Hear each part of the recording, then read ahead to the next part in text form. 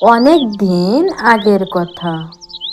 ময়নামতি গ্রামে এক বণিক বাস করত।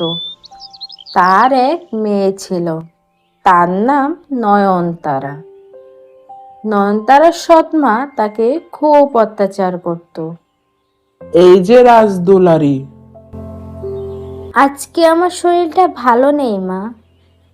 কি হয়েছে মা? তো নিশ্চয়ই জ্বর হয়েছে। আয় আমার কাছে। জ্বর না ছাই, কাজে ফাঁকি দেওয়ার সব বাহানা। মা মরা মেয়েটার সাথে এইরকম না করলেও তো পারো তুমি। তোমার এইসব আদিক্ষাতার জন্যই মেয়েটা মাথায় উঠেছে। তুমিই মেয়েটার মাথা খাচ্ছ। বলো মা, কি করে দিতে হবে? আমি সব করে দিচ্ছি। ময়লা কাপড়গুলো ধুয়ে প্লেট বাসনগুলো সব মেজে যা, তাড়াতাড়ি রান্না বসা গিয়ে। মেয়েটার জন্য কিছু করতেই হবে। খুব শীঘ্রই আমি তার বিয়ে দিয়ে দিব, না হলে আমার মেয়েটা আর বাঁচবে না।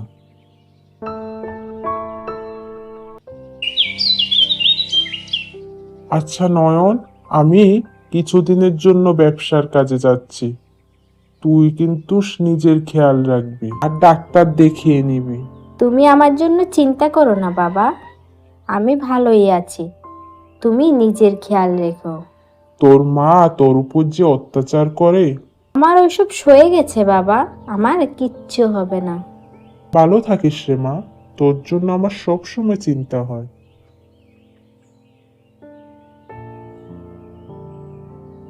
নয়ন, নয়ন, তাড়াতাড়ি ওঠ, রঘু ডাকাত আসছে, পলাতে হবে। কি হয়েছে রে টুনি? সবে মাত্র ঘুমিয়েছিলাম।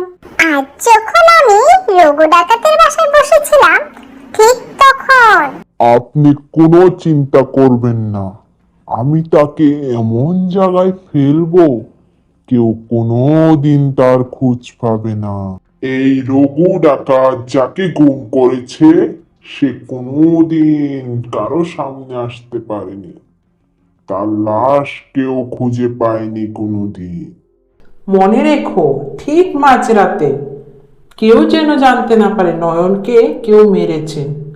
আমি বলবো নয়ন পালিয়ে গেছে। আপনি কোনো চিন্তা করবেন না, আমি আছি তো। এখন আমি কি করব? টুনি, আমি কোথায় যাব? কথা বলার সময় নেই, চল পালাই, রঘু ডাকাত আসছে। টুনি আর নয়ন জঙ্গলের পথে হাঁটা শুরু করলো। এই কুঠিরে কেউ থাকে না, আজ থেকে তুই এখানেই থাকবি নয়ন। এও বেঁচে ছিল আমার কপালে। সেই ছোটবেলা মা হারিয়েছি, আজ বাবাকেও ছেড়ে আসলাম। আমার ভাগ্যটাই খারাপ রে টুনি। তোর রাজকপাল, রানী হবি রে তুই, রানী, চিন্তা করিস না। পরের দিন সকালে টুনি আর নয়ন চলল খাবারের খোঁজে। হঠাৎ সে দেখতে পেল, ওই দেখ টুনি, একটা ভাগ মনে হয় কান্না করছে। তার গায়ে কিছু একটা তো বিঁধেছে। যাস না নয়ন, যাস না, খেয়ে ফেলবে তোকে। একবার দেখ কতটা কষ্ট পাচ্ছে। যদি সে আমাকে খেয়ে নেয়, খেয়ে নো, তারপরও আমি তাকে সাহায্য করব।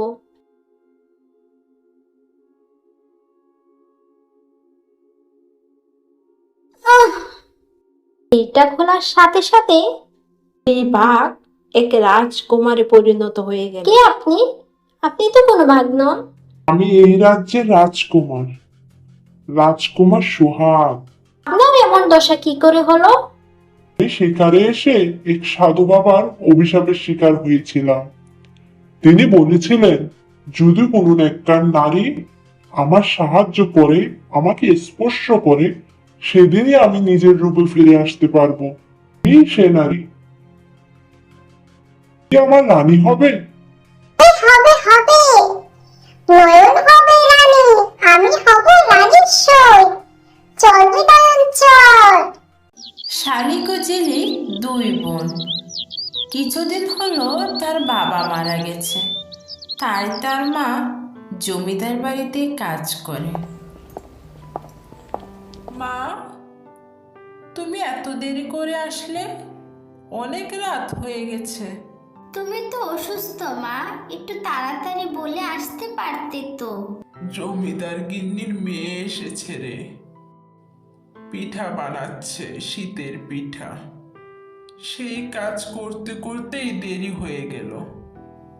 কিন্তু মা, তুমি তো অসুস্থ, একটু বললে তাড়াতাড়ি আসতে পারতে। শীত চলে এসেছে, তোদের দু বোনের তো শীতের কাপড়ও নেই। তাছাড়া এই শীতে একটি কম্বলও দিতে হবে। এখন যদি আমি কাজ না করি, জমিদার গিন্নিকে মাস শেষে বেতন দিবে আমাকে। আর ভাবছি এ মাসে একটু বাড়তি টাকা দিব খুঁজে। আচ্ছা মা, এই শীতে তো শীতের পিঠা খুব ভালো চলে। আমরা দু বোন যদি শীতের পিঠা বিক্রি করি।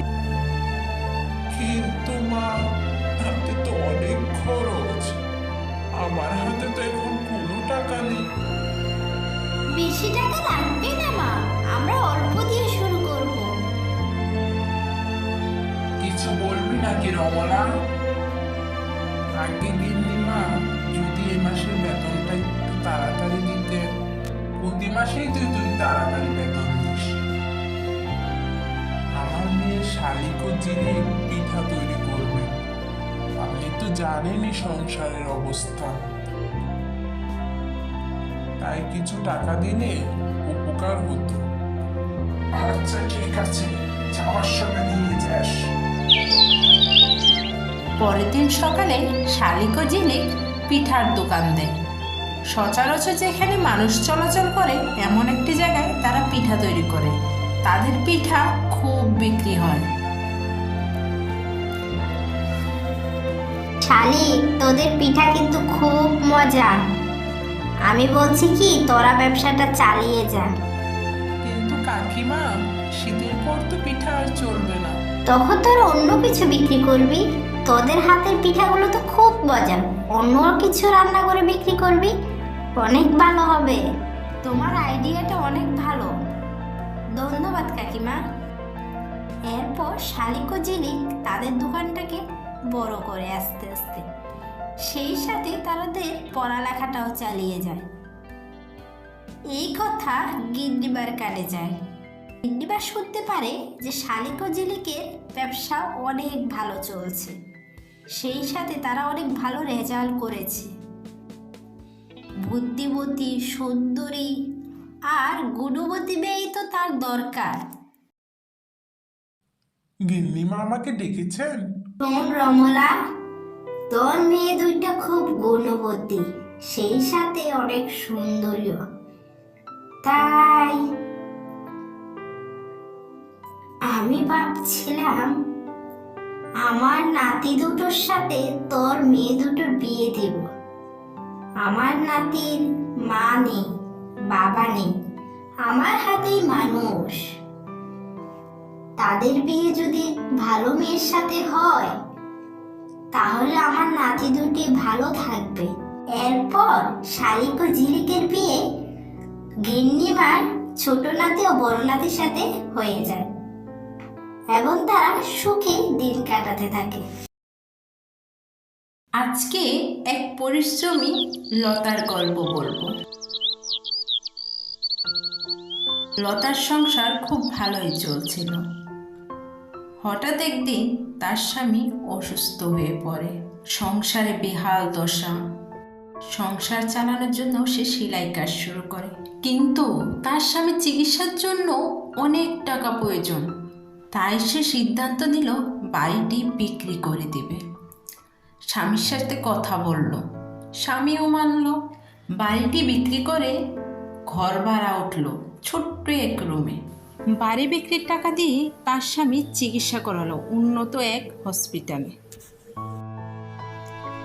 সংসার, স্বামী, কাজ সব মিলে ব্যস্ত জীবন তার। ধীরে ধীরে তার স্বামী সুস্থও হচ্ছিল। হঠাৎ একদিন বাজার থেকে ফেরার সময় তার দেখা হয় তার এক কলেজ বন্ধুর সাথে। কি রে লতা, তোর এই বেহাল দশা? ঠিকই শুনেছি, তুই নাকি এখন বস্তিতে থাকিস। সুন্দর চেহারা তো, আর তুই এক অসুস্থ স্বামী নিয়ে থাক।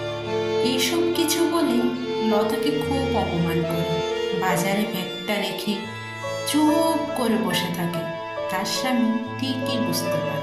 নিশ্চয়ই কেউ কিছু বলেছে তোমাকে আমার জন্য। চিন্তা করো না বউ, আমাদেরও দিন ফিরবে। আমি তো এখন সুস্থ হচ্ছি, কাল থেকেই আমি আর নতুন এক ব্যবসা শুরু করব। দেখবে আমাদের দুঃখের দিন চলে যাবে। লতার স্বামী ব্যবসা শুরু করে। কিছুদিনের মধ্যেই তাদের ব্যবসায় উন্নতি হয়। তার স্বামী বড় এক দোকান দেয়। বছর না গড়তেই তারা নতুন বাড়ি কিনে, তাদের গাড়ি হয়। এক বৃষ্টির দিনে সে যখন গাড়ি দিয়ে যাচ্ছিল, ঠিক সেই সময় তার চোখ পড়ে এক বৃষ্টিতে ভিজা মহিলার। গা বৃষ্টিতে ভিজা, মাথায় ছাতা নেই, দাঁড়িয়ে দাঁড়িয়ে বৃষ্টিতে ভিজছে। প্রথমে চিনতে না পারলেও পরক্ষণে ঠিকই চিনে ফেলে। এই তো তার সেই বান্ধবী যে একদিন তাকে খুব অপমান করেছিল। কিন্তু তার প্রতি ঘৃণা আসে না, মায়া জন্মায় তার মনে। সে গাড়ি থামিয়ে তার কাছে যায়। রূপালী, তুই এখানে? কে আপনি? আমি তো চিনলাম না আপনাকে। আমি লতা, ভুলে গেলি তুই? তুই আজ কত উপরে, তোকে আমি ওই দিন কত অপমান করেছিলাম। আজ তুই কোথায় আর আমি কোথায়? অহংকার কত নিয়ে আসে, আমি সেটা বুঝতে পেরেছি। কিন্তু তোর এই অবস্থা হলো কি করে? যার সাথে আমার বিয়ে হয়েছিল সে অনেক বড় লোক ছিল। হঠাৎই তার ব্যবসায় লস হয়, যার কারণে সব হারিয়ে নিঃস্ব। এখন বস্তিতে থাকি। চল তুই আমার সাথে, তুই আমার দোকানে কাজ করবি, আর তোর স্বামীকেও একটি ভালো চাকরি দিতে সত্যি বলবি। বলছিস তুই? সত্যি তুই অনেক ভালো।